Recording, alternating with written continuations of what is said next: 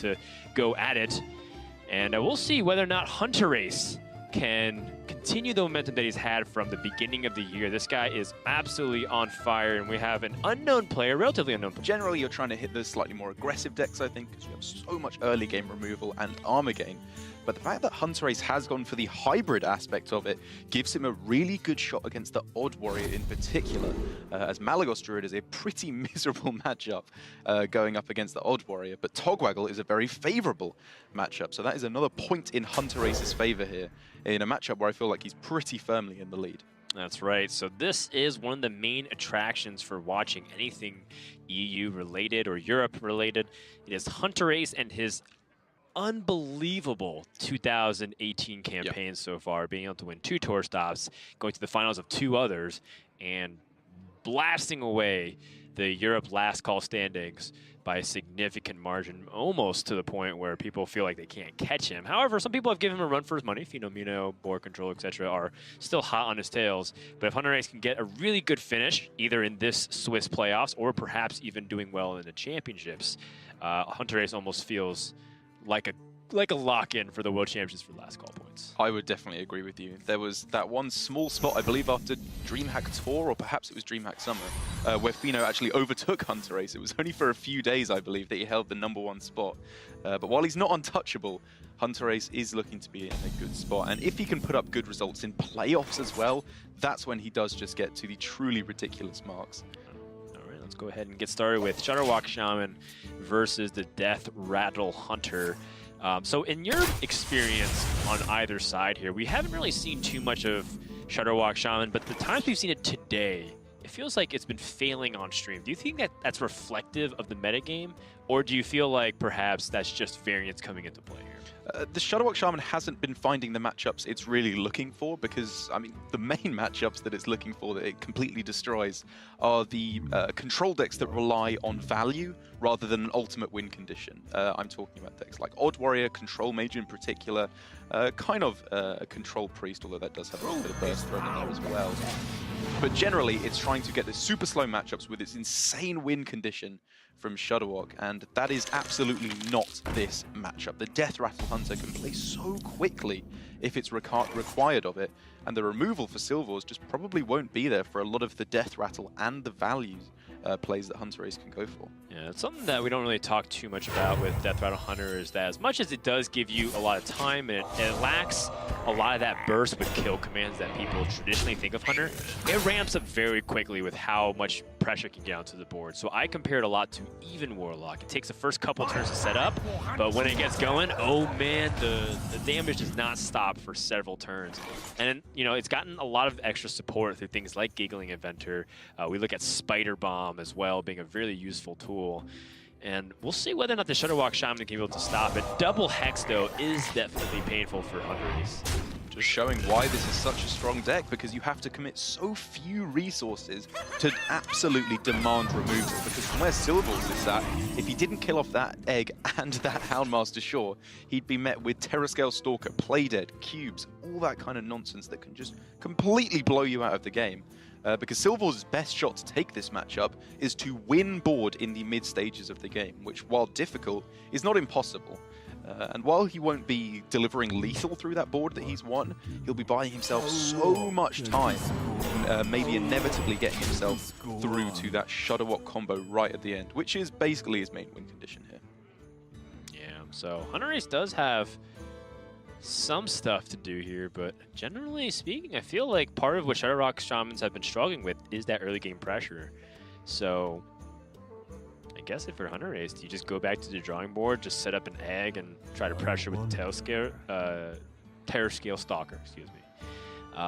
Or perhaps instead, that's another thing I was going to suggest, like, does Deathstalker Rexor seem a little bit more appetizing given that your plays aren't exactly amazing on turn 6? Yeah, it's a really weird spot here for Hunterace, because developing your own board whilst your opponent has a board of their own is kind of a blessing and a curse when you're up against Shutterwalk Shaman, because Volcano being a symmetrical board clear, destroying his own stuff as well, Silvors wouldn't really want to have a big board of his own when Hunterace goes wide on the board. But then again, if Hunterace had gone for Egg Terrascale Stalker on that turn, Silvors could have just traded with what he had on board, maybe putting him in a situation where Hunterace doesn't have enough value So clearly he is thinking, this hand doesn't do it on its own, so let's start building some of those so powerful zombies.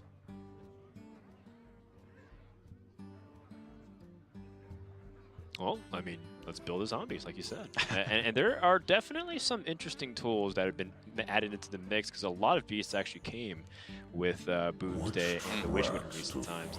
I think Deathstalker Rexar is definitely one of the most fun cards for me personally, but I also just forget about some of the really good options that come with it as well. Definitely one of the more skill testing cards we have in Hearthstone, because there's so many different strategies you can go for, where you just take a cheap beast that you can tempo out every turn, or maybe you try and set up a big combo with Tundra Rhino or cubes with stealth beasts and stuff like that. It's a very difficult card to play correctly. The good news for Hunterace is that it seems like Shaman hasn't had a lot of powerful turns outside the early Kaliseth. You know, yes, Silvors has drawn like a card to the Manatide Totem, but this is not the hand that you want right now. This is the hand that you want to stall so you can get enough Shutterwalk turns. So Silver's got good pieces. He even has the Earthshock for the egg. But, I mean, he's still kind of just hoping that Hunterace doesn't have anything else beyond this. Yeah, and he's really just hoping that he can get through to those power draws as quick as possible. With a Chain Gang already played, 2 Life Drinkers in hand, Shutterwalk is a live draw, potentially to just close out the game if he wants to go for the 50% chance to bounce it back with the Grumble Battle Cry as well. And Grumble's played pretty aggressive here, because I think Silvers recognizes that Hunter will try to just press damage and threaten that looming lethal setups. So rather than being greedy with Grumble and try to wait for the Sonite Chain Gang, just get the Glacial Shard installed, because you know that the Pain Train's coming. One thing that we didn't really talk about is, you know, how we can disrupt our opponents, and one of the ways to do it is through things like Arthas and getting a Death Grip and stealing an important card. But with Grumble already being played on the board, there's pretty much just Shutterwalk left to steal. So it feels like Hunterace doesn't have that good guarantee. I like the cheaper beast in this spot. Yeah, I think Hunterace's main win condition here is to just go for the standard game plan. He's not in so bad of a spot that he needs to go for, like you said, Death Grip lethal, somehow getting in there. It's just pushing pressure onto the board and making his opponent have those removals, because now he can go for one massive swing turn, as we see here. This is where the removal gets a little bit more awkward for Silvors. Yep, Volcano can't really clear this by itself. Lightning Storm can assist a lot, though. Silvers would love to have that extra mana or that Wrath of Air Totem on the board already. It's so close to being able to clear off everything with Earthshock and Lightning Storm. Sorry, Earthshock and the Volcano. But with 19 health on board, it's just a little bit too much, even with that Wrath of Air Totem in hand. But let's say the worst case scenario happens with Lightning Storm getting... Oh my goodness. That Earthshock plus Lightning Storm here. Yep. Wow. If it gets 5 on the Devil Source. Even just one of them, he can freeze here, take the trade in next time. And Hunterace's pressure at this point is basically 0. He just needs to rely on value, building up a board. That's right. And praying that that Shutterwalk just isn't there. Good news, though, again, Silvors does not have it. And he's still very far away from drawing it if it's towards the bottom half of his deck. None of these options seem particularly appealing. All of them have their downsides, either too expensive or, you know, giving your opponents ways to buff their minions with bananas. This is one of the worst Deathstalker Rexar Build-A-Beast that you'll see. Mukla is a lot of stats on the board, though. How long can this go on? How long can this go on? And this is still quite clearly Hunterace's game plan. Nothing fancy, you just throw stuff onto the board and hope that eventually they don't have the removal card.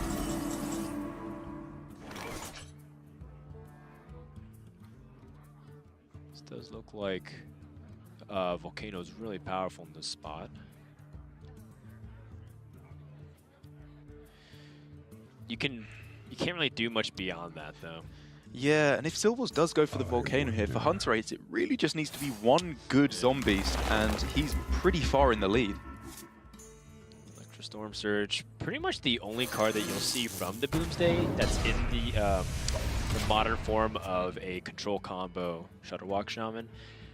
A very powerful legendary from the new set, and specifically against Death Rattle Hunter, that actually might become really valuable with the double Volcano as a way to clear the board in the event that your opponent just builds like huge King Crush boards with Witchwood Grizzlies. Yes, even the Witchwood Grizzly alone, it's just such a deceptively powerful minion in any matchups. The 3 attack just protecting your other minions is very, very valuable. I wonder. So Hunterace had the option to, either pick up Mossy Horror or the Candle Shot in that spot. Mossy Horror unfortunately destroys his own board. And Spider Bomb, of course, not very useful against Shutterwalk. A really miserable discover there. He was looking for Cube, he was looking for Katharina, King Crush, just anything that actually threatens some damage. I mean, this is damage. This Stealth. is quite a lot, yeah. Plus, given that little Sneaky Devil buff. Do you kill the 0-2 Wrath of Air Totems because you're afraid of the threat of spell damage being useful? I mean, your opponent's ready to use Earth Shocks.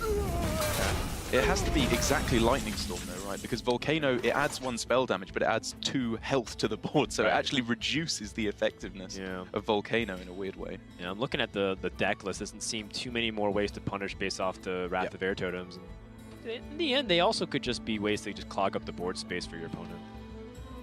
Very nicely trading to play around Mind Control tech as well, instead of pushing the An damage added through benefit, to face. for sure. I mean, Silver's been holding a couple of cards for a while now. Yeah, good point. Hunterace probably does put him on having the Life Drinker here. Or, sorry, the Life Drinker being a Mind Control tech.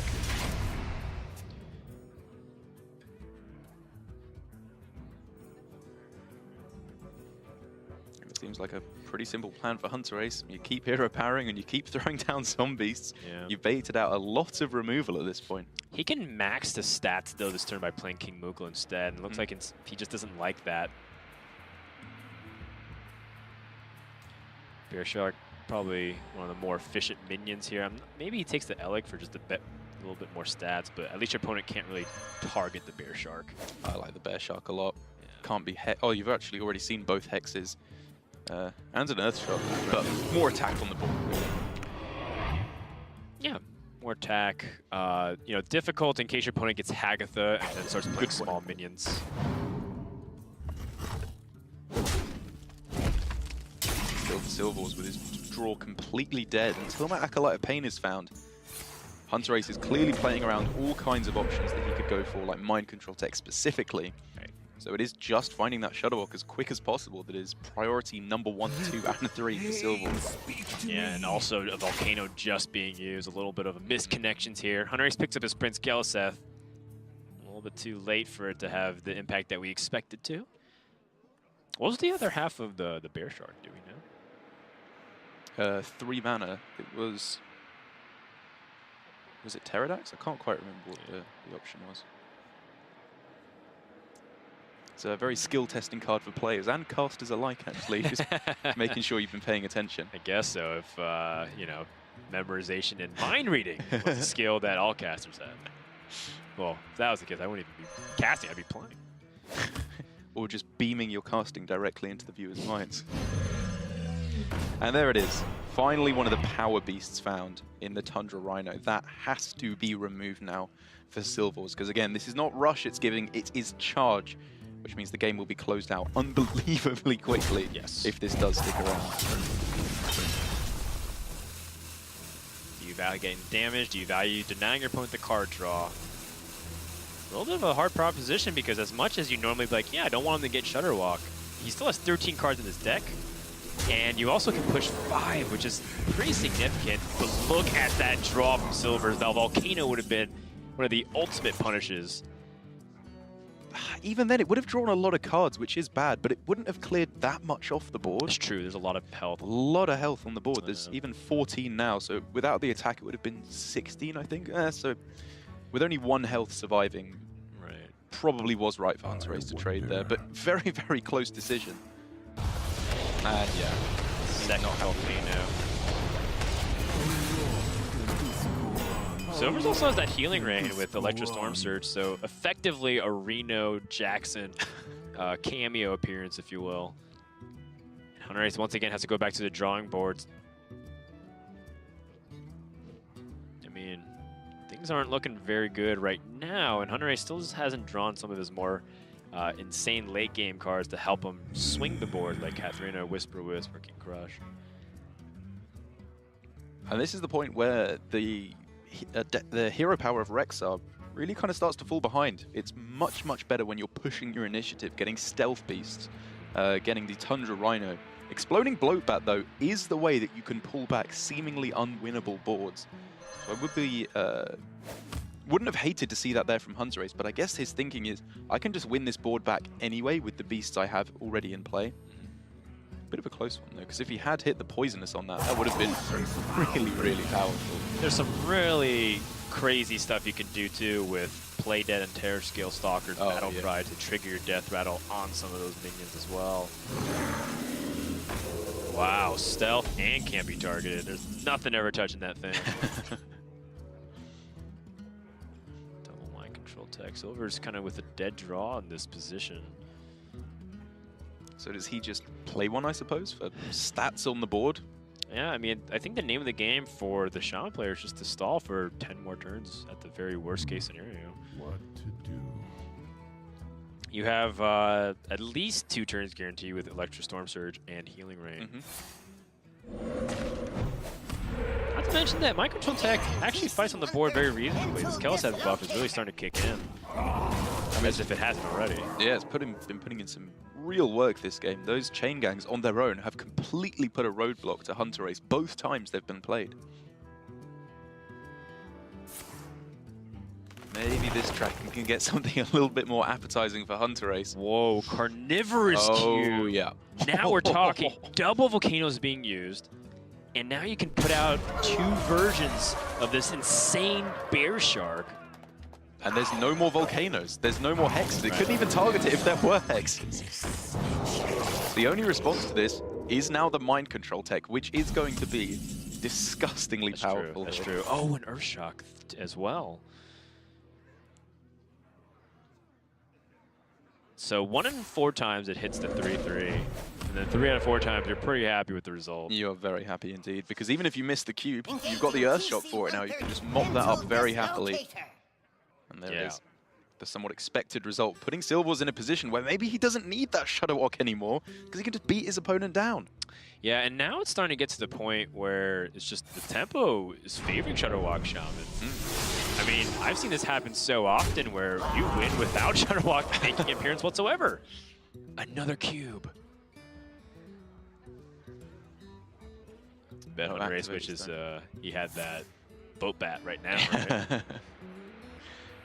He definitely will be. And I mean, that other 6-drop he has in hand with the Emerald Reaver, that hasn't done anything so far. It hasn't even looked close to being good. Yeah, I think Hunterace may have picked the Stranglethorn Tiger option with it. So, because he was trying to be more aggressive. And now, because the Mind Control Tech swings. It seems like a bit of a disconnect, though, in Hunterace's game plan, because he's quite clearly been playing around Mind Control Tech throughout the entire game until he had to go for it there. And then if you are playing around Mind Control Tech, why don't you go for the slightly more defensive play, not going wide on the board? It's an interesting conundrum.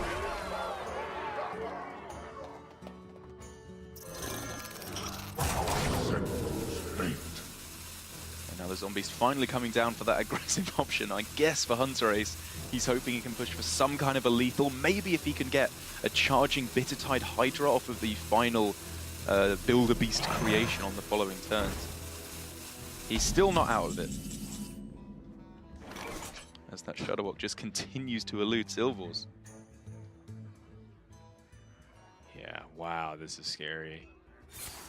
It's such a close game still. I could totally see it going either way. Yeah, Tauntaun would be so massive. I think Silvors just wants to isolate the individual damage as much as possible. I mean, do you have to trade this 8-5 away into the 9-5?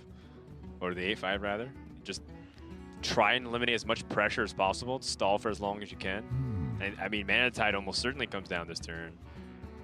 And this is just one of the most crucial decisions in the game for Silvors, because this is where the paths diverge. Is he going to win through board and trying to kill his opponent with just minion damage, or win through the Shadow Walk? And he's clearly saying here, I'm delaying the game and I'm winning through Shadow Walk, and I think that's the right choice.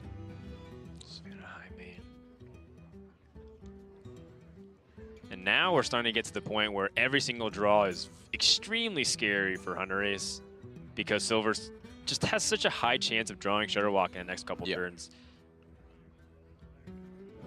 And even if he doesn't, Hunterace can start to, you know, eliminate cards that his opponent, or just figure out exactly what his opponent has. Cards that haven't been played for ages. It's probably a healing rain. There's not much else it could be at this point that wouldn't have just been slammed down.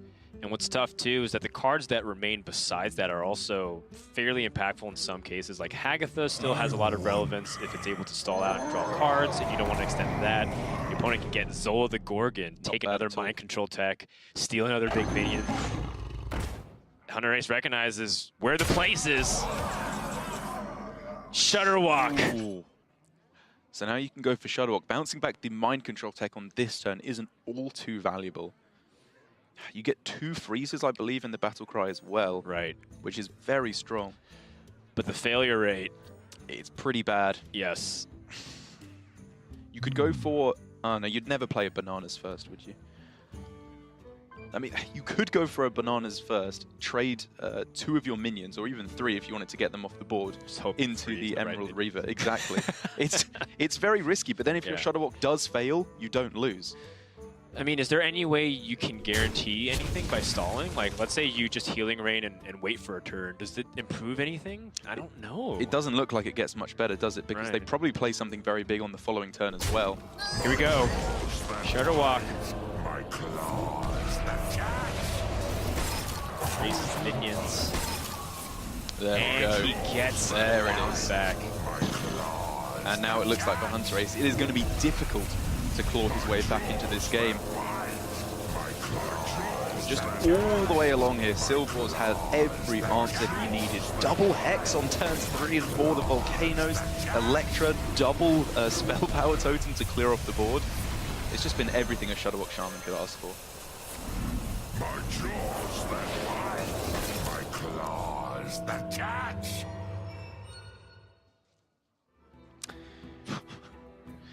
Even a King Crush now, don't think can quite do it. I'm thinking about any possible Build a Beast comp. After watching HGG with the Build a Beast and to the Jewel Macaw to land the Spawn King Dread to stop a Mechathune, I am never counting out Deathstalker Rexar. It's worth going for it. Maybe there's some beast that you've forgotten about. Crackling Razormaw for Wind Fury? Still not seeing it, but a valiant effort from Hunterace. Yeah, pretty close. I mean, Silvors could have drawn Shutterwalk any 5, 6, 7 turns ago. And granted that, you know, because their double hexes early on stopped Hunterace's momentum and being able to prevent any damage would have been pretty massive here, because there's plenty of times that Silver felt like he was kind of stalling out. Overall, I gotta admit that Silver did a really good job playing to his outs here. Now, this is a big win from for Silvors here. In Conquest, it's not like every win is necessarily equal. Obviously, you still just need 3 wins to get there. But in terms of winning a Shutterwalk Shaman against the Death Rattle Hunter, which is a really miserable matchup, it puts him in such a good position to maybe be able to start wrestling this unfavorable back. That's right, so left Aqua Wonder and Demasik. And of course, a matchup that you guys may seem familiar. That is not Deja Vu, or perhaps it is. It's AH versus Bunny Hopper. That was also from the Summer Championship Grand Finals, where Bunny Hopper was crowned #1 for the season. And a pretty good spot against Silvors because of exactly this deck that we were talking about. The Odd Warrior for Silvors is just an absolute nightmare in this matchup. Hunterace, every single one of his decks is very favored against it. So according to some data that has been compiled through HS Replay, I want to give a big shout out to Mega Man Music too. He helps compile data for a lot of the players and his own team for RNG Sports. Shutterwalk Shaman was definitely one of the weak decks at under 40% against all of the decks for Hunterace. But you look at Odd Warrior and it's 30% against the entire spread. So Hunterace, on average, wins every single best of 5 because of Odd Warrior due to the 7-3 advantage. That is a massive, massive favorite in any kind of Hearthstone series head-to-head. It is 35% for Silvors to be able to win, but it improves with every single win. So, you know, that's why we're kind of talking about how big that Shutterwalk win was. If this Odd Warrior gets past, Hunterace is in big trouble. It does indeed. And for Silvors, trying to think about what his game plan is here, with you saying correctly, it's so unfavorable in this matchup. How does he actually take this? He can't go for a fatigue game plan because Shutterbox just kills him in the late game. Hunterace can play very greedy, give himself the absolute maximum chance to bounce it back to hand.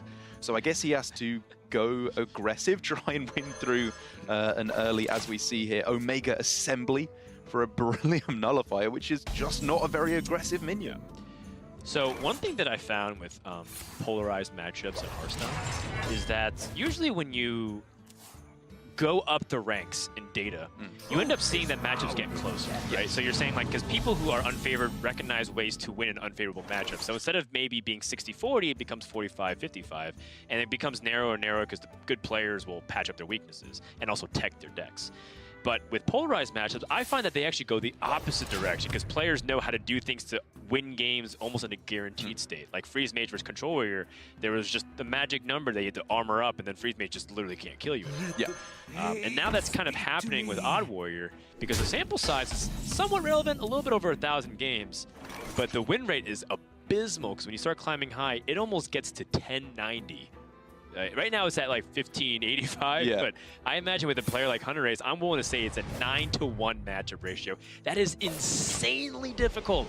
You have to queue up 10 games to win one time against Shutterwalk Shaman. And that must be because they failed a Shutterwalk, or because they draw terribly, or they must have fumbled and somehow like Hagatha hand economy problems and burned one of their important cards. And Hunterace will not be making those mistakes. Right. Like the big mistakes he can make are, like you said, not optimizing the chances of his Shutterwalk to bounce back to hand, or failing to play around Azalina. I think that's the main chance here that Silvors has to take this, because like you mentioned in our previous series, with the change to how copying cards works now, Shutterwalks copied from your opponent's hand do go to 1 mana. And so if Hunterace, I think the main way he messes up is by having a Life Drinker in hand after he goes for the Shutterwalk combo, because then Silvors can get the Life Drinker into his pool of battle cries, go for 10 Shutterwalks a turn, and hope that that can swing the game back in his favor. Having said that though, I very much doubt that Hunterace will give him that opportunity. Yeah. I'm trying to think also creatively, and apologies if people feel like we're just largely ignoring the early game, because very candidly, a lot of this early game is not terribly consequential because Odd Warrior can't put on pressure, and Shutterwalk has no real intention on overcommitting all the time. But I'm trying to think, is there any like at least the Trailblazer opportunities with Goro packs to perhaps disrupt it? I don't really think so. So yeah, I think that really does come down to Azalina Soul Thief, or perhaps if Dr. Boom Mad Genius can pull a rabbit out of his hat with things like Omega Assembly or just discovering a mech. We've seen crazy opportunities for comebacks with things like Mechathune coming out. Odd Warrior fatigues itself, somehow gets Mechathune on the board. Even then, Shutterwalk has you covered with Hex. But let's just hope for the best here for Silvors, because right now it's still looking very difficult. Hunterace even gets a 0 mana Zola off of the far side. That is such a good outcome here, because now for Hunterace, he doesn't have to play that Zola at all until he goes for the Shutterwalk. He could just play it, even if it fails, just get a complete redo. This is part of the risk of bringing Odd Warrior to a tournament. I think a lot of people are talking about Quest Rogue and talking about how it is one of the most polarized decks, but Odd Warrior also, with how well it crushes some of those aggressive decks, but how it suffers against these big combo-oriented decks that it can't really do anything against. I mean, this is kind of what the price you're paying, right? The risk that you run into. What do you think with the Hunterace choice not to hero power? Because it was very deliberate last turn to just not do anything. I guess he just wants to keep his minions as strong as he can against potential brawl, or yeah, it's a few things. It's brawl. I think it's mind control tech, because he wants to always be able to play his good minions. He doesn't want to have to sludge it up. And like you said, one of the big concerns here is potentially hand size issues. And if he does have a board full of totems and goes for Grumble, that's pretty bad. You have a whole bunch of totems in your hand, which you really don't want, especially if Hagatha has to come down as well. And the main thing is, even though the benefit you get for not pressing the hero power is minimal, the benefit you get for pressing the hero power is basically irrelevant. It's not going to do anything in this matchup. What now? But it's a close one. I think we often see players who don't understand the matchup going for too often not pressing the hero power when it can get you an advantage. Yeah, that's true. Because it just seems like the thing that smart people do. But I mean, I know that feeling. But I think with Hunterace, as Silvors playing this Elise to Trailblazer, I think one thing that I am slightly worried about, his hand is very reactive. He's got double Lightning Storm. That's he true. picked up a Hex. Yeah, so that is another opportunity for Shutterwalk Shaman to struggle, which is they just kind of brick, and then Silvors can just develop anything. I mean, heck, even Booty Bay Bodyguard has to be dealt with because it can hit for 5 a turn. This is not exactly the early game start here for Hunterace that he wants. And yes, we are very much still in the early game. This matchup can still last for a while if Grumble and Shutterwalk are on the bottom 5. And this is the, well, this is the 5 to 10% that Silvors has, isn't it? It's Hunterace completely bricking on any kind of development he can make. Going for a big mech, maybe with Omega Assembly, magnetizing the Beryllium Nullifier onto it and hitting his opponent maybe for 8 damage on that turn. That's big too. That's what he's looking for. He needs to be hitting those kind of power plays. Yeah, Hunterace wants to prevent his opponent from being able to damage him, if possible, whatsoever. Still not even hero powering, which is interesting, because I think when you draw Hagatha, you're less afraid of the board space clogging up, because you can always just destroy your own totems with its battle cry. But it looks like Hunterace, if he's not hero powering now, wants to keep his options open in case he doesn't want to Hagatha for the following turn.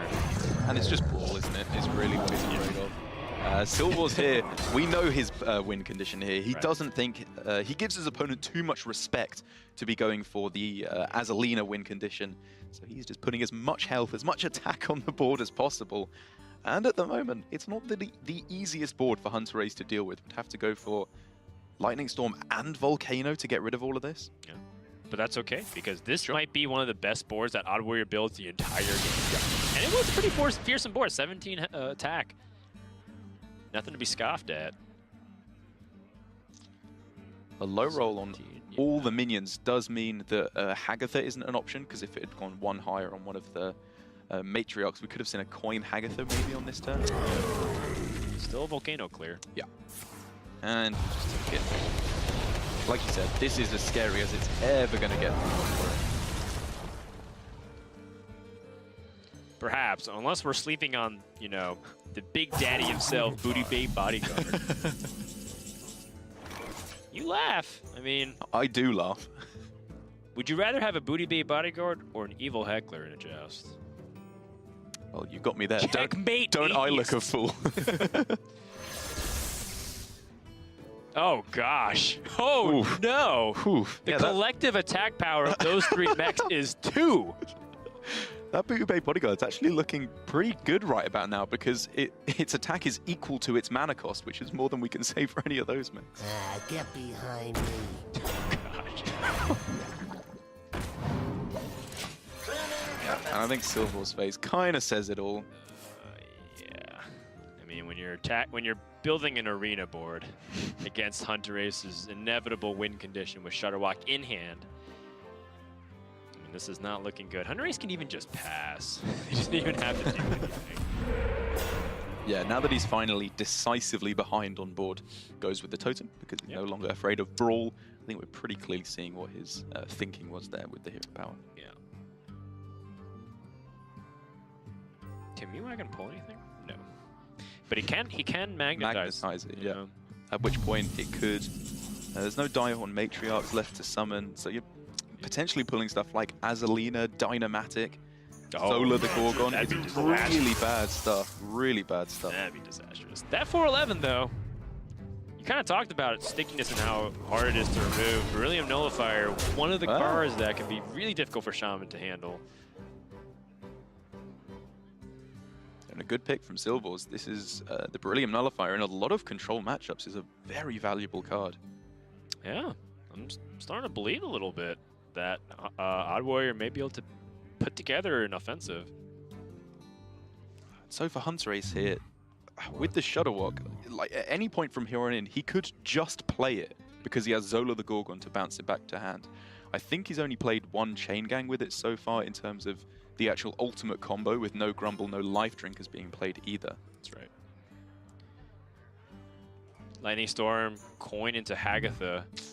Does clear off 2 of the minions and significantly reduces the damage on the board. It's not ideal though, because Hunterace, if he was allowed to, I think he'd rather never play Hagatha this whole game. Yeah. Because that's when you start running into hand size issues once you're playing 5, 6, 7, 8 Shuttlewalks a turn in the late game. I guess you won by then anyway. Feeling like it's worth it here. Could get him that little bit of extra survivability, which means he never dies to this onslaught from Silvors.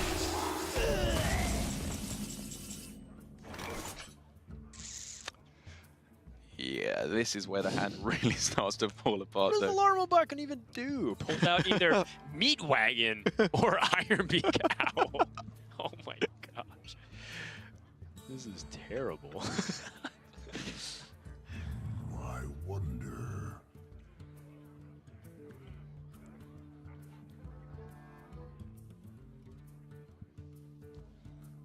And even in the deck now for Silvors, pretty much all of his threats have been exhausted. He's found a Direhorn Matriarch and a Direhorn Hatchling, obviously. Right. Two Omega Assemblies have now been played. Dr. Boom, I guess, is his best shot. Dr. Boom, the pack from Goro can do some pretty big things. I mean, even if you're just playing like an Ultrasaur every turn. Yep, a Tyrantus, something like that. Tyrantus. There's Vine Cleaver, which is pretty big. That's true. Push big damage. That moment when you realize Meat Wagon is basically a Kelseth buff Alarmobot. Alarmobot versus Meat Wagon. Ooh. Very stoppable force meets a very movable object. This is where you wish you were playing the underrated, the Thinking Man's deck of Egg Warrior. Oh gosh.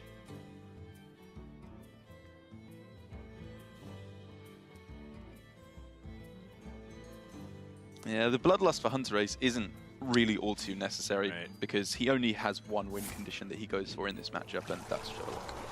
Yeah, and you know one thing that's interesting is Hunterace's, conservative, frugality with the coin here. It just feels like he's been holding on to it a lot to increase the flexibility of his hand in the event that he needs it. Like he needs to put out one more Shuttle Walk to try to either clear the board or, maybe deal like a little bit extra damage.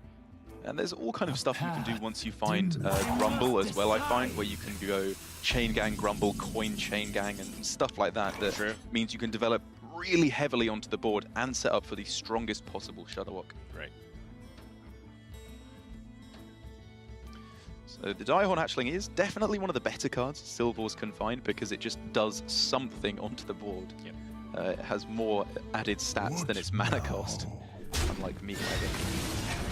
Silvors playing around the second mind control tag. Yeah. We've seen a lot of players do that today. Yeah, I guess that's fine. I was going to say for Silvors, he's in such a bad spot that he needs to be making very risky plays and just saying, I don't believe you have the mind control tech, but you push 1 damage to face, then what does that actually do? Check out this Bloodlust, though. Oh my gosh. What can beat a 4-mana 1/4? 5-mana deal 2 damage. And this is just what both of these decks do. The Odd Warrior is not meant for this matchup whatsoever, so it kind of flounders around. Right. And the Shuttlewalk Shaman doesn't do all that much in the mid-game. Yeah. Oh, yeah. I mean, if I'm Hunterace, I'm also ditching this Ice Fishing. I don't think it draws Yeah, anything.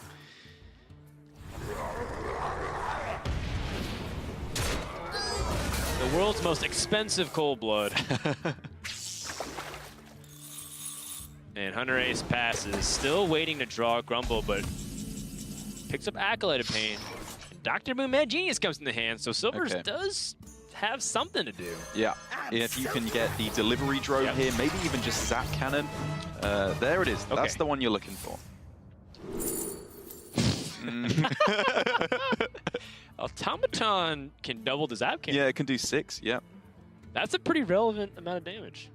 And what else does the other do, right? You're not skating your way to victory. Yeah. Life Drinker, nice pickup here for Hunterace, just to do something.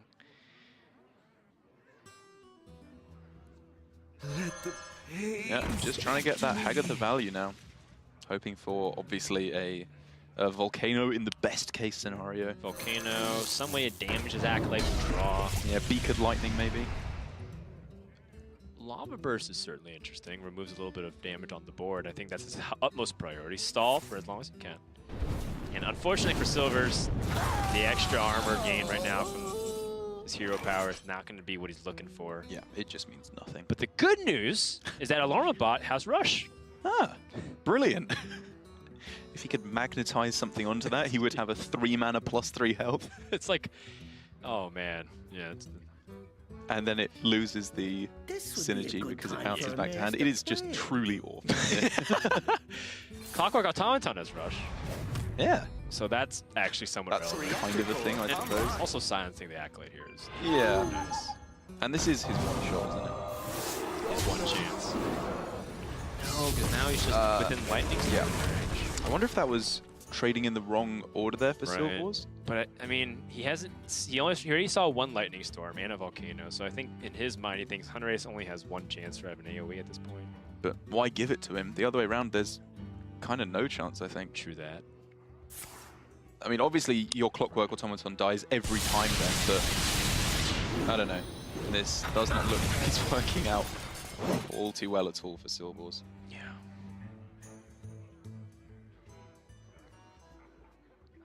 And as unlikely as it was, this win would have been absolutely massive for Silvors. As his Odd Warrior, like we said, is just pretty hard targeted by every single one of Hunterace's decks. Dimly lit. Hunterace thinking about whether or not he wants to play Saturday Night Chain Gang, but something that Darroch discussed in great detail was the benefit of holding on to that for Grumble World Shaker, to be able to bounce it back to a hit guaranteed. And Hunterace is like, well, I'm 23, I have healing rain, do I really need to play Saturday Night Chain Gang right now? What is it even trying to do? Is it trying to pressure a 63 life warrior with Dr. Boom up? How long can this Choosing to do so. can this go on? I mean, if Grumble gets drawn, he gets 2 Shadow Chain Kings back. I'm trying to think about the any way he loses this, which is just Shudderwock not working. And Right. Well, it's Shudderwock not working, and even if it does work the first time, you have 2 chances. yeah, you have 2 at chances. least. So, you know, and I was thinking, like, can Silvors, like, drag this out to the fatigue? I don't think so. I think here for Hunterace, even though it ups the cost of Zola by 1, you still go Zola into Grumble because then it gets the Battle Right. Cry into the pool. Yes. And you can still then go Shudderwock into Zola. Right. So I guess this was actually his thinking, wasn't it? Is that he doesn't want to go for... Shadow Chain Gang. Oh, but it costs 0 mana. He could still throw it in anyway. Hand size issues? Yeah, maybe. I mean, things like having that's Wind probably- Fury Yeah, could be a problem. I mean, if he doesn't pick up something good, he might just use that. that does make sense. Alright, so he bounces his back, gets it, Battle Cry roll, Frost Shock, and just freeze the face. Volcano's a little bit unfortunate at this point. Yeah. You just want anything cheap to throw out of your hand. I mean, I'm still wondering how long Hunterace wants to hold on to things like the Coin. But yeah, looks like he's just gonna take his time. But all the pieces are there for Hunterace, and things have been set into motion. He's had the Center Chain Gangs, the Life Drinkers, the Zola, the Yep. Grumble. Everything he needs Yeah. now. The stage is set. Silvors throws down another very measly board, just hoping that somehow Hunterace whiffs on it. He has the double brawl to deal with a wide board of Shudderwocks if it does go wrong, but it has to happen twice in a row Right. for Silvors to have any chance whatsoever in this game. Hunterace has 8 cards, so should be able to at least get the Shudderwock back if it bounces. Seems like he's going to free up his hand just a little bit more. Again, he can still take his time. Yep. Just dump a few things first. Yeah, he's definitely gearing up for it, isn't he? All right. Time to find out if it happens this time. And of course, he still has the Zola as a backup option. That's a miss on the first one. Does still get a very respectably sized board here, Right. but decidedly the worst outcome for the Hunterace there.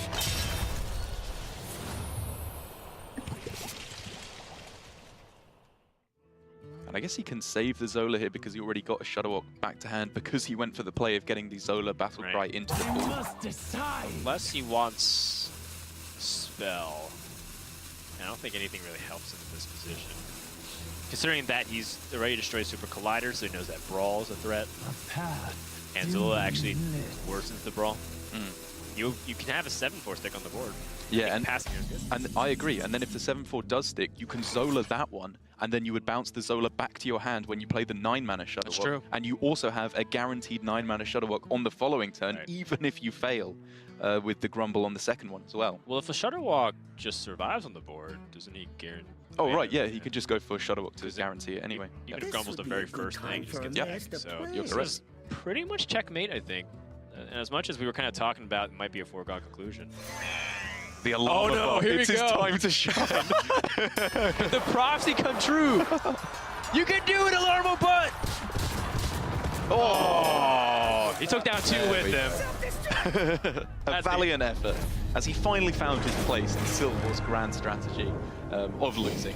Seems like a definitively Dr. Boom master plan. The fact that he has Azalina in there, it can maybe do something in the Shutterwalk mirror, in the Shutterwalk matchup, sorry. This time, Azalina could actually just be a very realistic win condition for Silvors.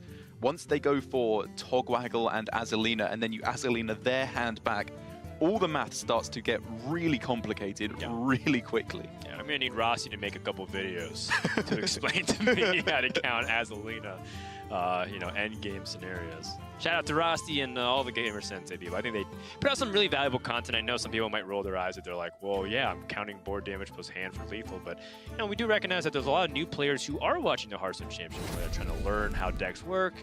And especially if you're taking a break from Hearthstone, some of these interactions might be really confusing if you're playing Azalina and stealing decks. Everything costs 0, and you play Azalina to get more Azalinas. It gets very confusing. None will Hearthstone has just, I think, never been quite so technically complicated. Maybe it's been more technically difficult. Yeah, there's a lot of interactions to memorize. Yeah, exactly. It's not necessarily as difficult as it was in the Freeze Mage or Patron Warrior days with all that nonsense. But for a newer player, like you said, when you see Togwaggle and Azalina in Shutterwalks, it makes very little sense compared to Boulder Fist Ogre on 6. That's right. So Silvors, with this Odd War, is going to go up against a Malygos Togwaggle Druid. People have been calling it Hybrid Druid, and these are some of the important cards. 2 of them are new cards from the set. We explained Dream Petal Florist already in a previous cast, but Flobinus Floop, the scientist that you get, becomes a copy of whatever you last played as a minion, assuming that is in your hand. You know, I've made that mistake before. The first game I played Floop, I was like, oh yeah, I'll just play my Malygos now. And then I drew Floop, because Floop was my 30th card, and I'm like, oh, that's not how it works. Yeah. And what's really insane about Floop is its flexibility. You know, that's one thing that Druid is really known for, being able to adapt to situation, and Floop is exactly. Especially in this deck, which is just probably the most flexible deck in Hearthstone. The fact that you take probably the 2 best decks in Hearthstone, mash them together, and they somehow become better, speaks a lot to the prowess of the deck building of these players, and the power of Druid at the moment. Right. Silvors as Darius Crowley on the board, getting stronger with each individual trade and surviving, but you know, Hunterace doesn't have a good way to deal with it right now. Instead, he's just trying to stall out. He can play Malfurion the Pestilent, but without card draw, his hand's actually looking kind of weak. These are just all the endgame cards that you are quite simply not looking for. We saw Polkravac take down Kalento with a hand somewhat similar to this, where he went for, as soon as possible, an Azalina Togwaggle combo. Hunterace, however, with just 2 halves of the combo, neither one quite doing what's necessary to take down this Odd Warrior, is probably going to have to take a little bit slow here, I would imagine.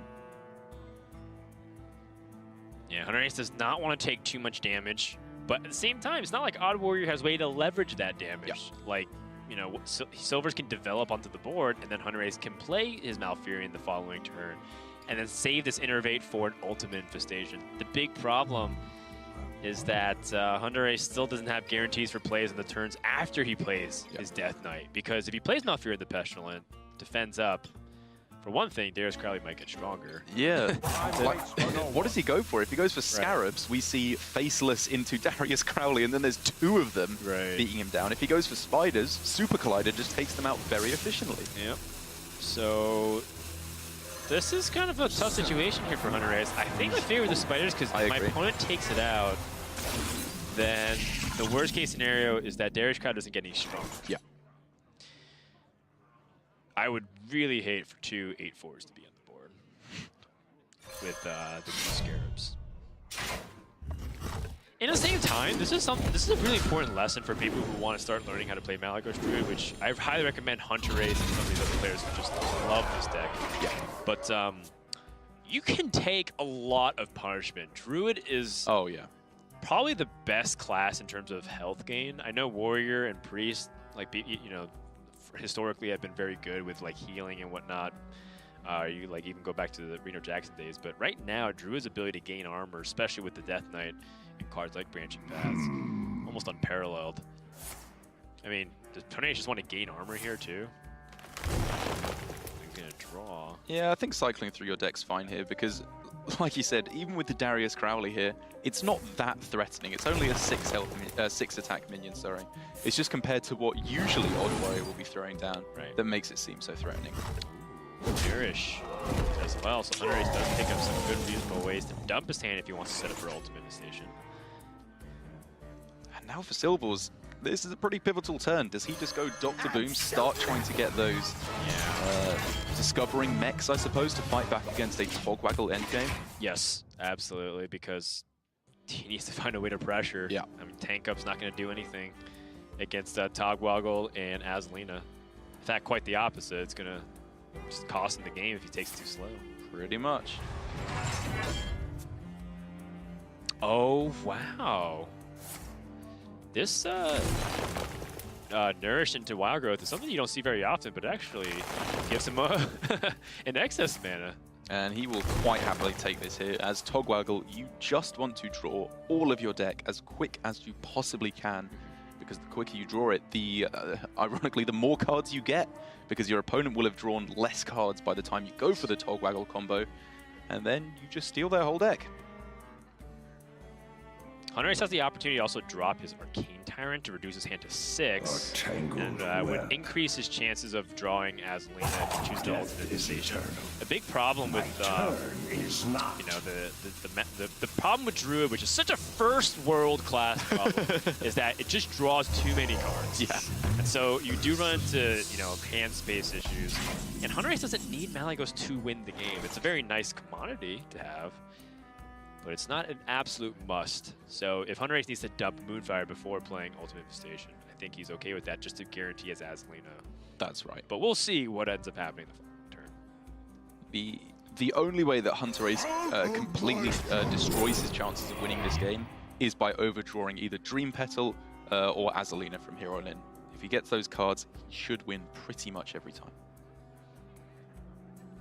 What's the counterplay here from Silvors then?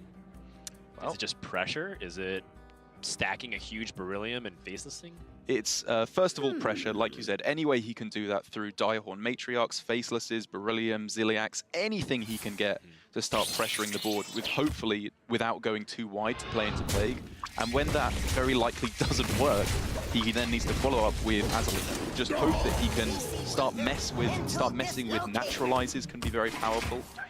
Because if Hunterace goes for the Dream Petal Florist reduction and hits the Azalina, his own Azalina, with that bringing it down to 0, you can see Silvors going for playing infinite Azalinas in the same turn, because they would then cost 0 and you can just loop them forever. And then you can start naturalizing as well. Basically, this matchup gets very complicated when Fatigue and Azalina get introduced to the equation. Hunterace just wants to dump his hand, dealing a little bit of damage, making it difficult for his opponent to remove Malygos. Silvors does have a lot of damage through things of Dinomatic and Ziliax. Should be a clear. Yeah, especially with the innate rush that Dynamatic is now given. What about Faceless? Like, can we do anything really tricky with that right now? I mean, I think Faceless and keeping a Malygos on the board would be really good, but then you can't remove Malygos. Okay, then. It's pretty much just a 4/12 then, but I guess that's the best you're going to get with a Faceless from here on in. That seems really good, because I feel like this play heavily telegraphs an Ultimate Infestation. My opponent just conveniently shredded down his hand to 5 cards plus 1 for the draw, and his Malygos didn't really do anything impactful on the board. Ooh, Kaboombot could be a nice way to just get these first 6 damage onto that, and then follow up with a Dynamatic, I suppose.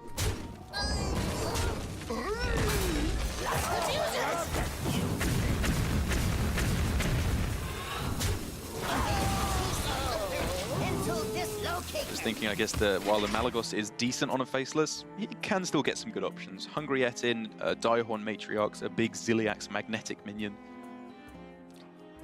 The odds do favor Hunterace. It's unlikely that he was going to burn his Florist or his Azalina. Yeah, he can hit second Arcane Tyrant, he can hit Moonfire to clear cards out of his hand. And like you said, the only way he loses this is if the Dream Petal goes off the top. He still has the Twig too, but it could get snapped. And Hunterace is feeling a little under the pressure here because he doesn't have any 0-mana cards to play. He even has an Innovate in his deck list actually as well, so there were 3 cards he could have drawn there that would give him the ability to not overdraw. I believe he innervated his Malfurion. Oh, sorry, yeah, you're correct. But, yeah, I mean, just goes to show you how much important is the cycle. And this was actually a really clever pickup here for Silvors, because if Hungry hadn't gotten Mood Hoarder, they would have actually had an opportunity to really mess with Hunterace even further. If, like, That's true. That's true. I didn't think. Or like Blood Mage Thanatos. Yep. Wild Growth, though. Perfectly fine. That's actually the best bird. Yeah. Because Wild Growth is essentially not going to be useful right now. And it's worth pointing out that even if Dream Petal Florist had been burned, Hunterace still has very valid win conditions. He could go for the Twig being broken to play Togwaggle and Azalina, or try and go double Naturalize into Togwaggle, thus completely filling up his opponent's hand. So there's no space for the King's Ransom to go. That's the thing about Togwaggle Druid, is that before it was very much a joke or a meme within the community that Togwaggle you could try and play through these late game scenarios, but with Azalina and Twig of the World Tree and other ways to discount, it's become very much a threat. Yeah. And you don't have to necessarily just rely on your first win condition, which is discount. You can, fill up their hand, or even just, take it to fatigue, play it really slow, and then naturalize for big burst. And that is the first and most important lesson to learn when playing this hybrid druid, is in every matchup you have to know what your win condition is. You can adapt to that on the fly if maybe one of your win conditions gets messed with. But Hunterace quite clearly here knew Togwaggle is my win condition, throwing away Fluke, throwing away Malagos, just clearing up hand space, because that's how he wins this game, and it's very, very likely to get him there. Brilliant Nullifier getting onto the board because it's the most expensive minion, then he can magnetic it later. And Florist comes into the hand. Now, here's the big problem with Dream Petal Florist, is that, if you discount Azalina, you actually give your opponent an opportunity to play Azalina, and there's a lot of shenaniganry. So this is one of the weird things with Dream Petal Florist. It's fantastic, but you actually just don't want to play it all the times if you have both cards in the hand. It's very hard. It's a tricky situation. It's very, very weird indeed. And so maybe then Hunterace goes for trying to not play the Dream Petal at all, winning through playing Twig, breaking that, and then going for the combo. Maybe double Naturalize into Togwaggle. Yep. All very valid ways of trying to give his opponent absolutely no counterplay. Yeah. But if Silvors crosses his T's and dots his I's, he still has a Gluttonous and the Azalina waiting, so it might come down to whether or not Hunterace can either let Silvors overextend, or perhaps something else we're not accounting for. Even if Silvors does manage to hit the Azalina, though, we've kind of been talking about it as if that means he wins the game then. Right. That's very far from the truth. It does not mean that he just wins on the spot. What it means is that he has a chance. He can maybe trick Hunterace into making some kind of a mistake, or pray that he just messes up. Whereas this is a much more valid win condition to be going for, because this for Hunterace is a bit of a nightmare. He hits both Naturalizes, neither of which can even target anything. Yeah, this is actually a huge swing. We're talking about face manipulator with Ziliax and how Silvors played the Beryllium Nullifier, waiting for this moment. I don't know how Hunterace actually gets out of this spot. My thoughts are plagued. Perhaps taking a little bit too slow. Because he could have played Dream Petal last turn instead of drawing. Right, exactly. He was being a little bit greedy with how he wanted to set everything up. Yep. Now Hunterace is pretty devastated based on how everything's panned out with his draw, and the fact that his opponent has the Faceless with the Ziliax. Because Hunterace's thinking, I believe, was probably the same as ours, wasn't it? Where he just wants to close out Azalina possibility, when maybe he should have been more aware that the actual way his opponent wins is a giant swing turn that he cannot deal with. But I guess in that case, he needs to take advantage of his life now. He can play the Florist. Yeah. Sooner rather Gain than life. later, right?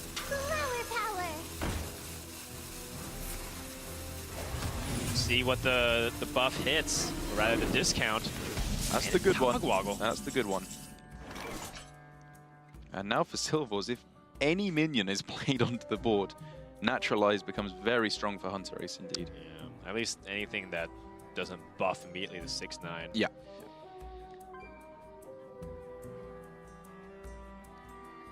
This is so fierce, so scary for Silvors because he's gotten very close to getting over the hump. Yeah.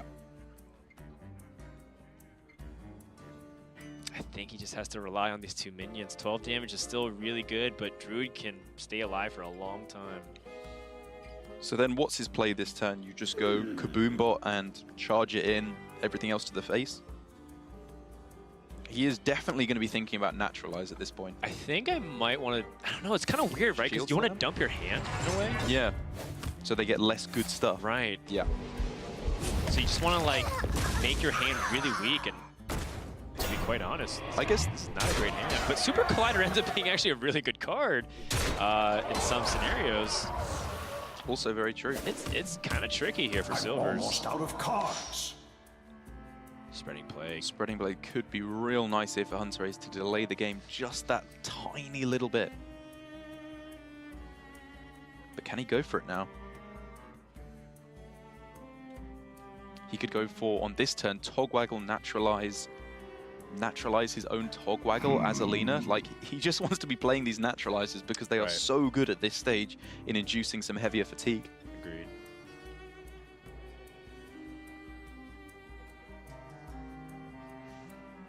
But then the alternatives, he does want to start actually playing some of the cards from his hand because when he goes for Azalina, they all just disappear. So he wants to get value from them while he can.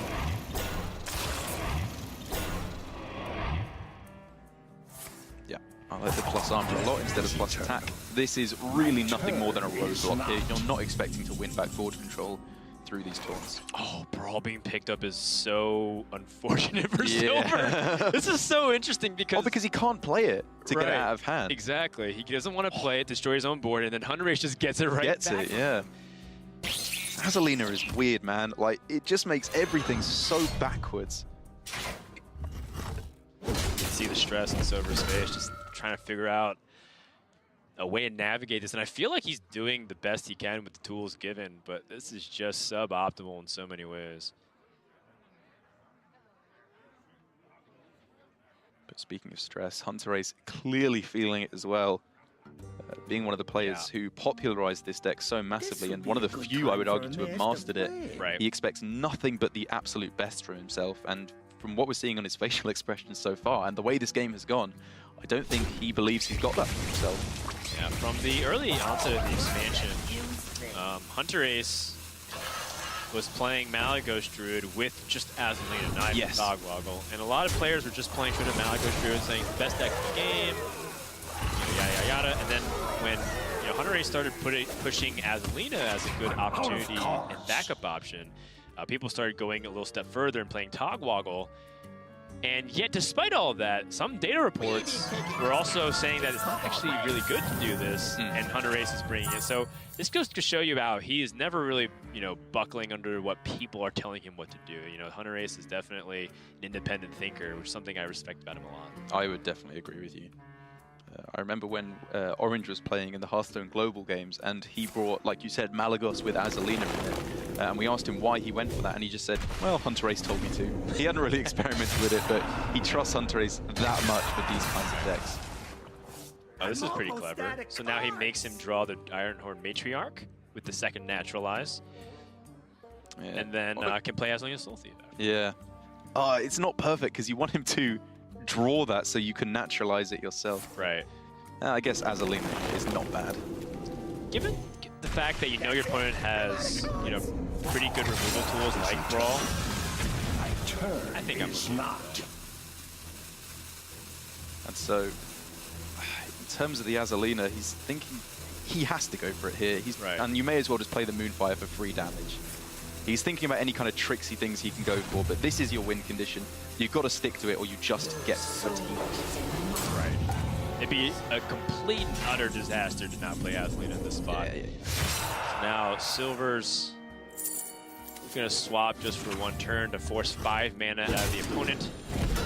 I mean, the good news is that these nullifiers have lifesteal. And they need to die, or Hunterace is just going to be absolutely beat down by his opponent. He doesn't get a draw this turn either, because of the King's Ransom swapping back for Silvors. Right. So what does he do? Iron Beak, Direhorn, Hero Power, but he knows that his opponent also has an Iron Beak out, so maybe he just has to win the 1 out of 3 brawl. Even then, doesn't mean he wins the game, because only a 6 attack minion will survive. Yep, and he won't have swapped the decks back. Right. And Silvors here clearly thinking, can I play this Matriarch? He knows that his opponent has 2 brawls, Right. but he's thinking the same thing as us. Can he spend the mana? He just has to. Hunterace has to go Owl into Brawl here, I think. Unless he just wants to go for 1 Brawl and King's Ransom and soak up another 6. He could also Direhorn Matriarch and then... Actually, no, he just he knows Owls in the hand, so he can't do that. Yeah. So it would be Brawl and King's Ransom, I guess. Given that he sees his opponents doesn't have a hero power to finish the game. Yeah, that's just summons a good a board. point. King's Ransom should happen. Yeah, and this is the more... there's less randomness with this play because either result surviving is more or less the same for Hunterace in terms of the immediate damage and how we will be forced out of the game. For Silvors now, what you see is what you get. He has to close out this game with just the cards he has in hand, what he has on board. He's so close to being able to do that. But I don't know if it will be quite enough. Maybe. I mean, It's so close. But the thing is, Silvors can brawl to win the game, potentially. Oh, yeah. Oh, he doesn't get a good hero power, though. That's not the one you Zap want. Cannon. Mega Assembly to get Ziliax. You have to go for some kind of a brawl play this turn, I think. Hope to get pretty lucky for Hunterace. Yeah. The worst case scenario, you get a 6 attack minion, and then no, you could lose. Yeah. He's looking for a taunt, a mech with taunt. What? That is not those. He could go Kaboombot into Brawl, but then he misses the hero power that he was looking at if he went for Owl Brawl. It seemed like an optimistic play for Hunterace. Maybe he's realized that it just doesn't work, even if he gets the Owl to win the Brawl. But I don't know. I feel like that was his best shot.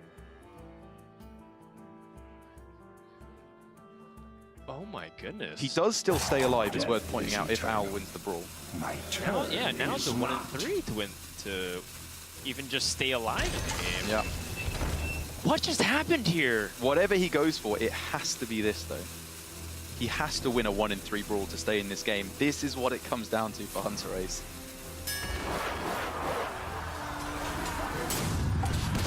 Oh! Silvors closes the game out. And Togwoggle is not able to close the distance. Silvors escapes with the Odd Warrior. And now is up 2-1. Was that into game number 4 with Druid remaining for Silvors. Now Silvors, he gets to return the favor. He too is also going to be playing this Malygos King Togwoggle Druid. It's a very similar lineup through and through, but the big difference was Odd Warrior, and Hunterace really wanted to corner it. And I gotta wonder, man, what if? Did Hunterace play with too much, confidence? Darroch, do you think he was a little bit overconfident with how the game was panning out and ends up taking just a little bit too much damage from the Ziliax combos? Yeah, it was just a case of overthinking himself, I believe, because he knew right from the get-go Azalina from his opponent was the most likely way he lost. But I think in focusing in too heavily on that, he forgot the most basic way you were going to die, which is just being overrun by minions. As we saw in that game, it happened exactly that way. 2 Beryllium Nullifiers with Ziliax magnetized on them. Faceless Manipulator, all too much. No way that Naturalize could save him. and it's put Hunterace in a surprisingly bad position in this series. That is one heck of a hand here for Silvors. He's got Whoa. Wild Growth into Twig of the World Tree and Nourish. And Hunterace does not have the way to punish him, but a single Devilsaur Egg can change that, because Silvors needs a lot of time. And granted that, yes, he does have ramp, but he doesn't have anything much of substance. So if Hunterace picks up the egg in 1 or 2 turns here, he still has an opportunity to launch a very big offensive. Oh my goodness. If Hunterace thinks that's bad with the Twig of the World Tree, he does not know what's coming yet. He doesn't even know what's about to happen here. Yep. Just the absolute perfect hand for Silvors. It doesn't really get much better than this. Whereas Hunterace, it's a miserable hand at the moment, but he just needs one good cube target and he's back in the game. If he can find a Savannah high main to go coin high main into cube play dead on that Savannah high main, those are the kind of power plays that he needs to make to bring himself back in the game. But if he can find them, he's very much back in the game.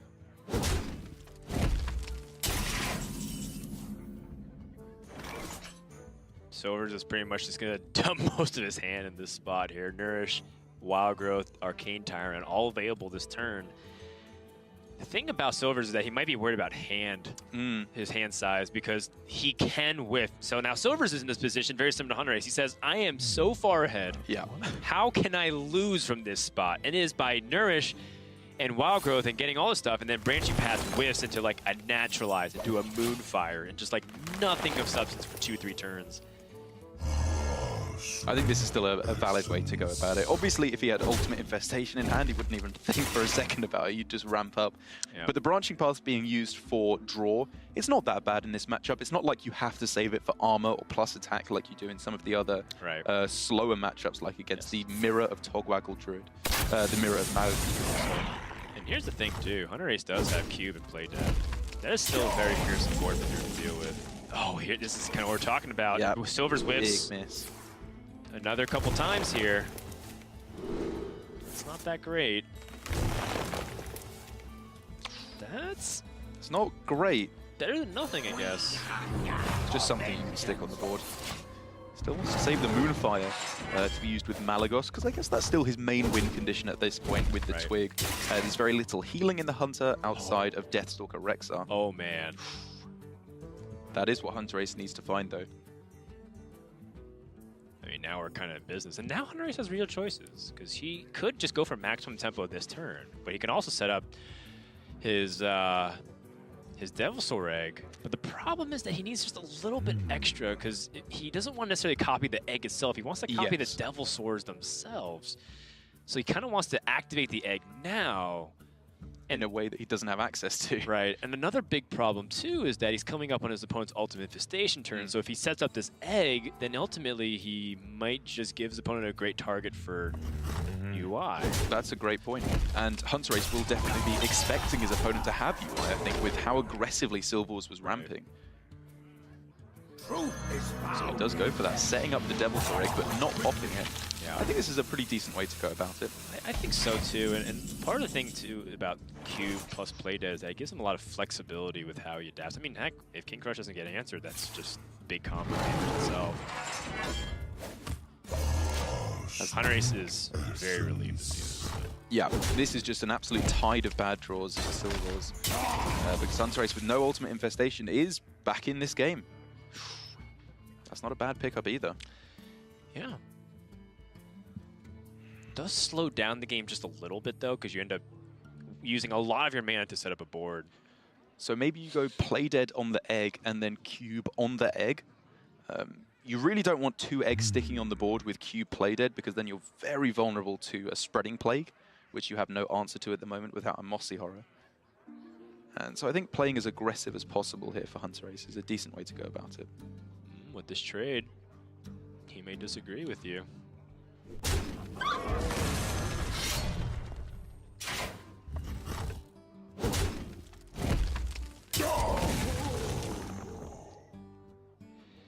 It's tough, you know. I can definitely see the merit of trying to get out this this egg, but all right, here we go. Looks like he is gonna, in fact, cube his own egg.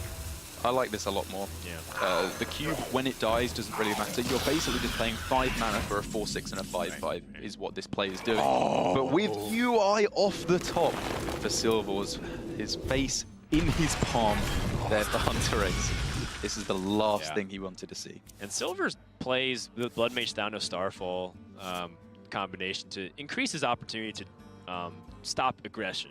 Not necessarily just aggro decks, but you know, being able to answer a 5/5 is really valuable too. Picks up Malfurion the Pestilence, going to give him a lot of stall opportunity. And this is looking kind of bad. I will say though, Deathstalker Rexar does give Hunterace some opportunity to potentially do some shenanigans. Yeah, so what's the play? Hunter's Mark into Deathstalker Rexar? You can also Deathstalker Rexar. Yeah, you need to save the Hunter's Mark for Malagos, don't you? Like trade the 4/6. Yeah. Or maybe just Deathstalker Rexar face, just say, well done, you have a 5/5, so what?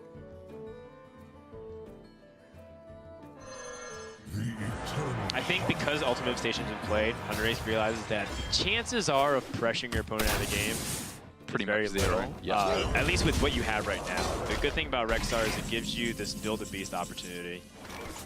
Silver's going to draw a lot of cards, and this is looking bad for our leading points earner for the Europe region. The circle of life is over. Silvors does have a very difficult decision to make sometime soon, though, which is whether he saves the Twig for the optimal position, where he goes for Malagos and Flute, or if he plays it early, because Hunterace can draw exactly that card, the Gluttonous Ooze, which pulls him back in this game. That was a 100% necessary draw.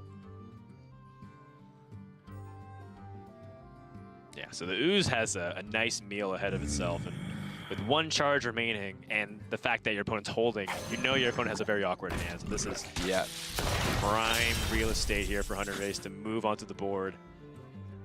Silver's shaking his head. I mean, look, man, when you have Wild Growth into Twig, into Nourish, and card draw, and Ultimate Infestation in a pretty opportune time, one turn late, He's clearly you can't really be complaining too much. Why me? Why does this always happen to me in playoffs? How am I so unlucky? I mean, Spreading Plague here is still really amazing. Yeah, but Hunterace does, I think, have that Mossy Horror. So if he draws that, I mean, that's what the one thing you're afraid of. Spreading Plague into a Mossy Horror is devastating. And you already used the Branching Pass, so you can't play around that.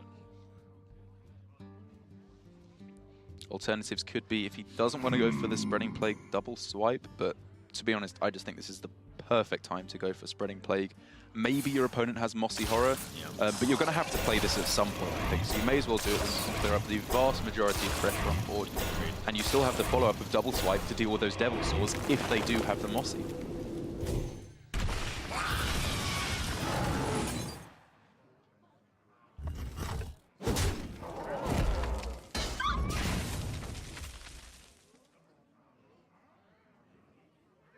Master Strong, a pretty powerful card and hard to deal with for Druid.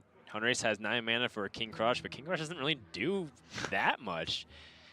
The nice thing about King Crush is the threat of a follow-up. You can crush and then maybe do cube. And yeah.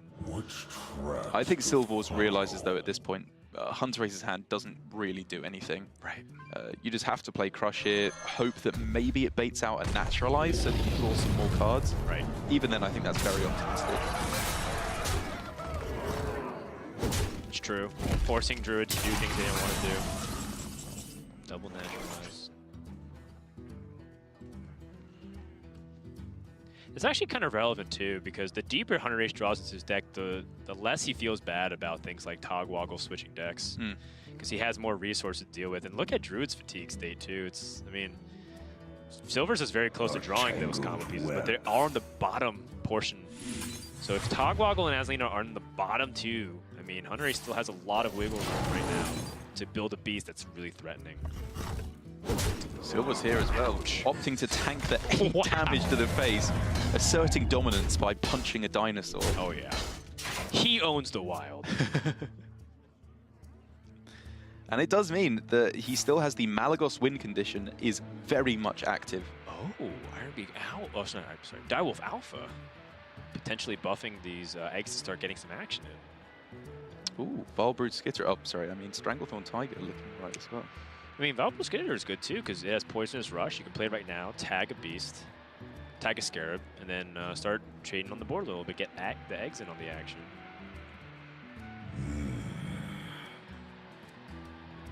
None of them are that great though.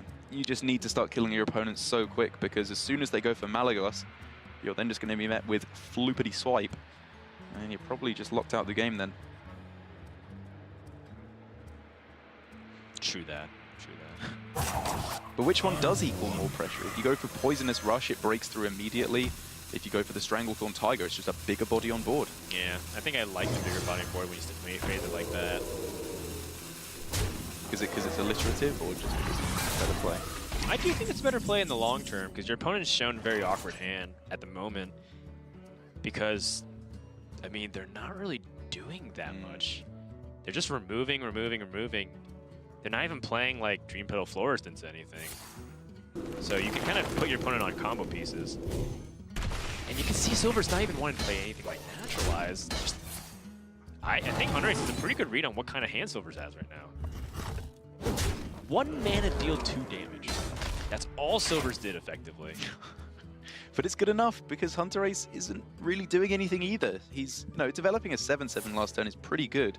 But it's just going to be hero power to heal every turn for Silvors. Swipes to get the damage through to face. 2 Naturalizes still available to deal with any big minions. Rhino and Taunt.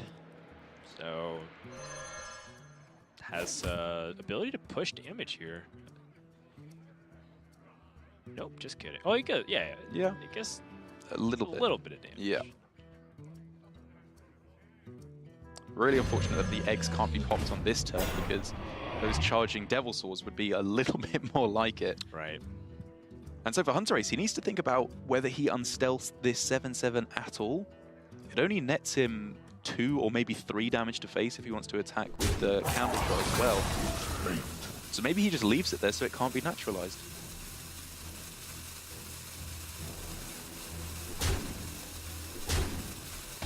Yeah. Nourish, but the hand size is a little bit awkward. Wow, is it really the case here? Well, Silvors had the most fortuitous beginning game. Unbelievable. Then the 2 most important cards are in the bottom 6 right now. The 3 most important cards is Azalina Togwaggle and Malagos. Needs to free up his hand. Just almost guarantee that he gets 1 kind of win condition and he by next turn. He still can't even play his Dream Petal Florist. He needs to ditch something. He needs to swipe. No, he can't. He's like swiping so bad. Yeah. What does he do? You can't play Floop. You really don't want to play. You don't want to play any of these cards, but you have to because otherwise it's just a 1 in 3 to overdraw Mali. I guess you go. You want to just play 4 mana, do nothing. You'd rather do that than activate it here. But he's going for it because he thinks he can win next turn so guaranteed. No, it makes sense too because of Malagos double Moonfire Swipe is 21. This is so much damage though. If we see Houndmaster Shaw Saronite Chain Gang, that's 12, 19, 20 damage this turn, I think. Yeah. Because there's 14. Sorry, there's 13 on the board plus the 7, so that's 20. So yeah, you're right. If he gets a single point of damage from his Build-A-Beast to somehow make that work. And so maybe for Silvors there, the better play was to ditch the Malagos win condition completely. He could have gone Moonfire, Swipe, Moonfire to just kill off one of these Devil Swords instead. Doesn't find anything. Is there a tracking available for Hunterace right now? What could he get off of that? I'm not seeing anything. He's already got the weapon with the Candle Shot. No other charge minions now that King Crush is gone. Good news though, Silver still needs a turn to set up because he hasn't played his Forest. And Malagos double Moonfire would not win the game. That's right. Sets up a big board in case his opponent has defenses, and that's still if he draws Malagos. Branching paths. This is so unbelievable. I don't understand how Hunterace is in this game. Can he draw into Spreading Plague, I guess, just to delay for a turn? There's still then Mossy Horror, which is an out for Hunterace off of the top or from tracking. He guarantees Spreading Plague with My Branching Paths. thoughts are plagued. If he could go Branching Paths, Spreading Plague into Branching Paths, he could then buff up the attack and deny the potential for Mossy Horror at all. But that's just not a possibility.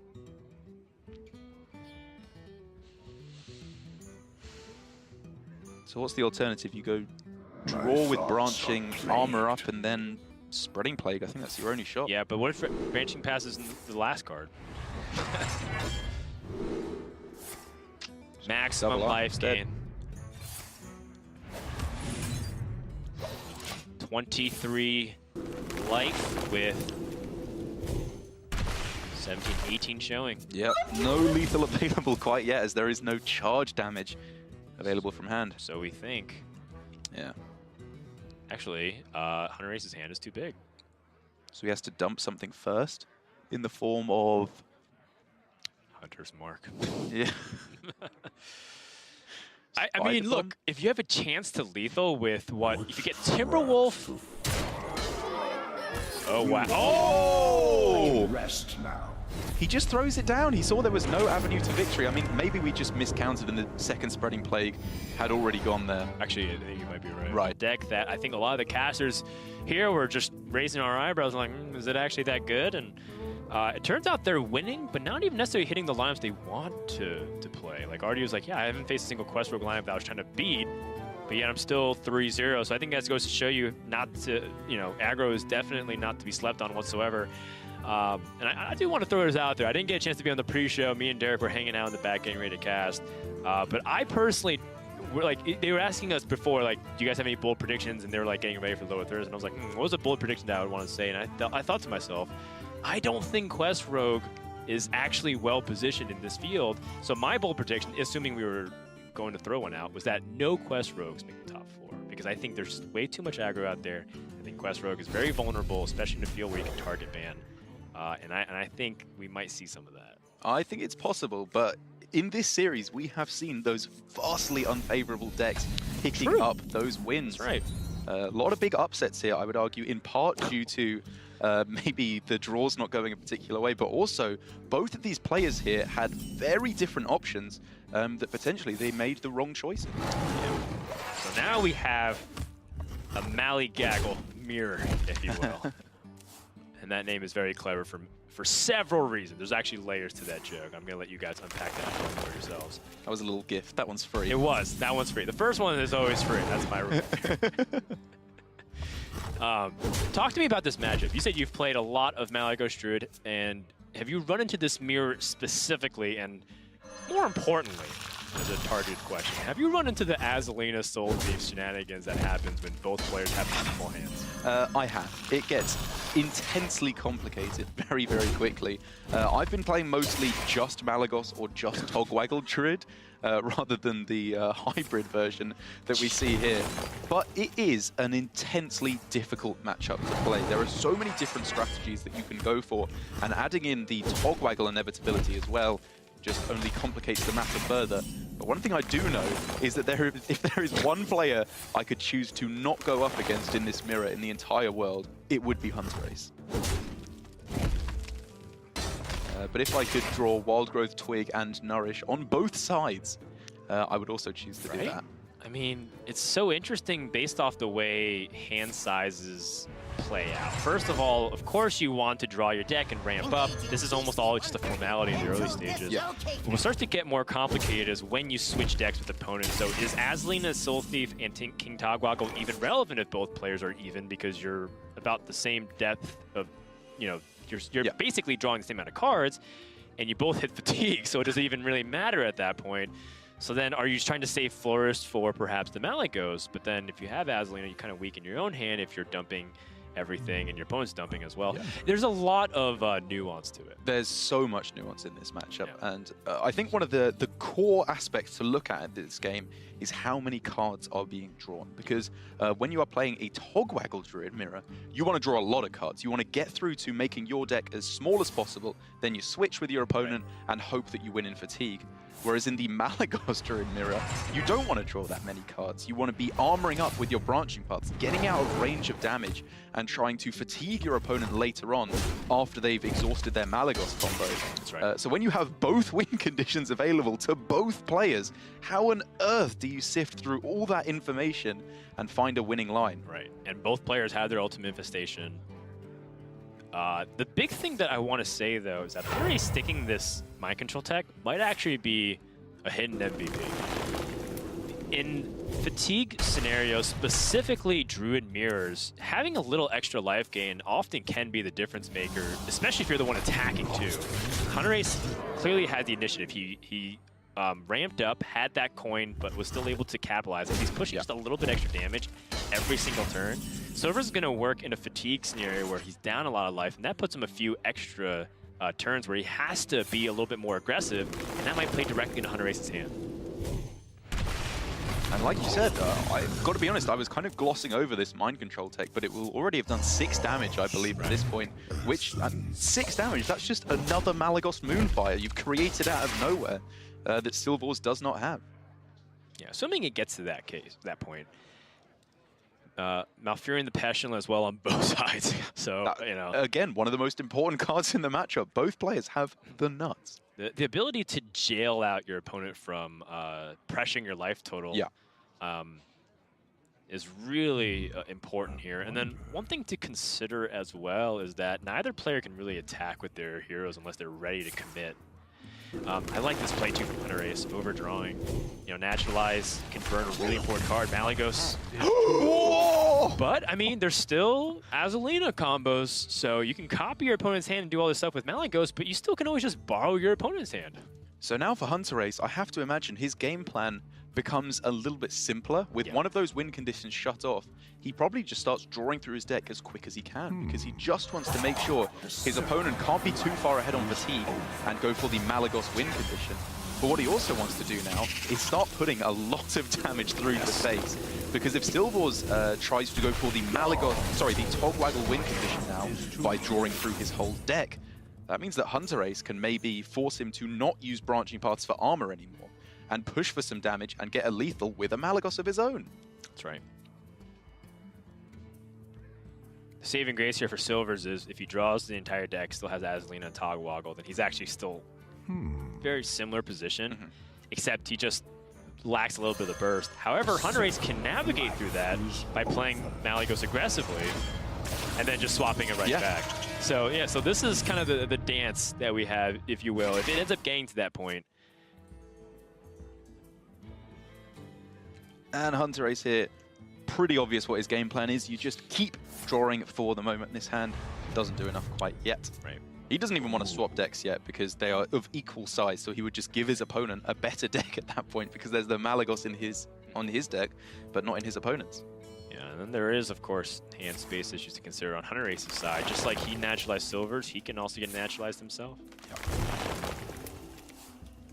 And again, coming back to the key aspect here that I was talking about of this matchup of whether or not you draw cards, how many cards you draw, I think Hunterace has pretty much got it exactly right. He's just drawing cards now that he needs to because he doesn't need to fatigue a Malagos win condition. Right. Still gaining the armor every turn because he realizes even with Malagos gone out of the way, this still goes to fatigue pretty much every time because they're both trying to draw through their whole deck now. And so every single extra point of armor he can gain, so crucial. Don't think he needs to hold onto the Spellstone. The big removal target is Malagos. I do like this as well, just because what else spiders themselves represent. Oh my god! No way! That is 2 win conditions down. That's insane! This is how you win two tour stops, man. You also happen to be the best player in the world, but this helps. Yes. Oh man, this is a huge ditch for Silver to dig himself out of. A tangled web. Yeah, no kidding. You said it, Malfurion. I don't even know how to win if I'm Silvors at this point, because it's Azalina, right? You steal your opponent's Togwaggle and hope to win that way. Right. So then does Hunterace have to dump his hand in order to avoid that? Oh man, it's so complicated. If he can go for Azalina and Togwaggle, well, he can do it next turn, right? He could just go switch the decks, because even though he has more cards than his opponent, maybe he's thinking your deck just doesn't do anything. But then actually no, he's giving his opponent the good deck then. He's giving his opponent Malagos. He's hoping that it discounts the Azalina. Actually, you can just play Dream Petal Florist again. But if the Azalina had been discounted there, Hunterace, while he may not have known it, could have gone for Azalina double naturalize, Azalina naturalize. He could have milled so many cards from his opponent. That's true. But then he would have obviously given up his Togwaggle win condition then.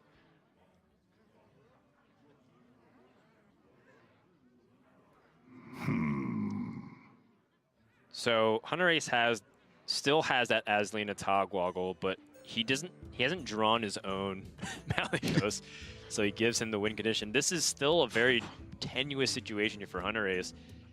But in the end, I think Hunterace still has the final say, and he has the life. I agree. I think he's definitely ahead. Like, what if he just swipes and just tanks up, if you will, and then Silvors has to. The burden's on him to make a proactive play here. I'm almost wondering if he leaves up the Dream Petal Florist, because he'll end up stealing his opponent's hand anyway. So maybe he wants to make it better for when he inevitably goes for stealing his opponent's hand. Because if his opponent gets a 0-mana Azalina, that's pretty good for Hunterace, right? He can just go a load of naturalizers in one turn. Sure. I agree that's kind of playing with fire. When you're ahead, you just want to take the simple route where it's less difficult for variants and random stuff to happen. And here it is, the Dream Petal Florist just going for the reduction on the Azalina Soul Thief. And all kind of alarm bells have to be ringing for Hunterace. Now, what else could that card be in his hand? With Togwaggle and Malagos gone, those are the only 3 cards you want to reduce. It has to be Azalina now. Yes.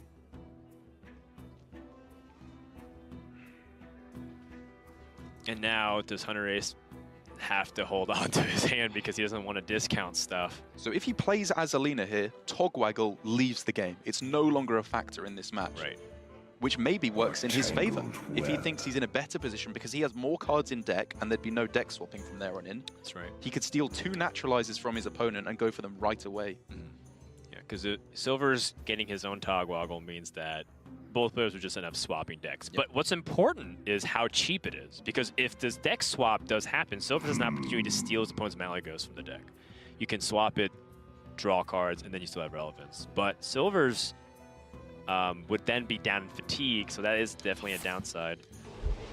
And I've got to be honest. You see something, Darroch? Oh, no. Derek rubbed his hands together. He's getting hyped, man. I feel like Azalina, I trust that Hunterace knows this deck better than I do. I'm not even coming close to saying I know it better. But if you had gone Azalina there, your deck is vastly better than your opponent's at the moment for Hunterace. Right. He has more cards in there and the Malagos. Getting rid of the Moonfires is kind of sad. But if he had gone for the Azalina, he could have then gone for double naturalize and still left it on his turn ending with no naturalizers in hand.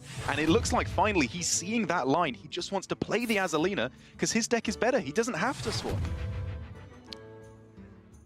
Your soul Yeah, this is excellent recognition here from Hunterace, and now using naturalize, and he can keep on going.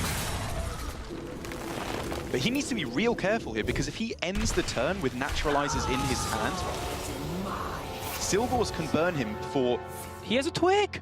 20 cards. Oh, he breaks the twig. He mulligans his opponent like 20 cards here. Yeah, he can keep this train going. That's just GG. This is GG. This is an infinite train of damage. Not literally infinite, but it might as well be, because he can keep dumping his hand, keep playing free Azalinas. Hunterace has crafted the perfect scenario to drain Silvors of his remaining cards and kill him with fatigue with his own cards. Stop hitting yourself. This is the stop hitting yourself deck of Hearthstone, isn't it? But just what stellar play from Hunterace here. He knew the only card his opponent would reduce with Dream Petal is Azalina, so he copied that. Hits like 5-6 naturalizers a turn. There is nothing that Silvors can do here. You win. I can rest now. Druid can play Malagos, Druid can play Togwaggle, Druid can play Spiteful, Token. It can play aggro, mid-range control, and combo.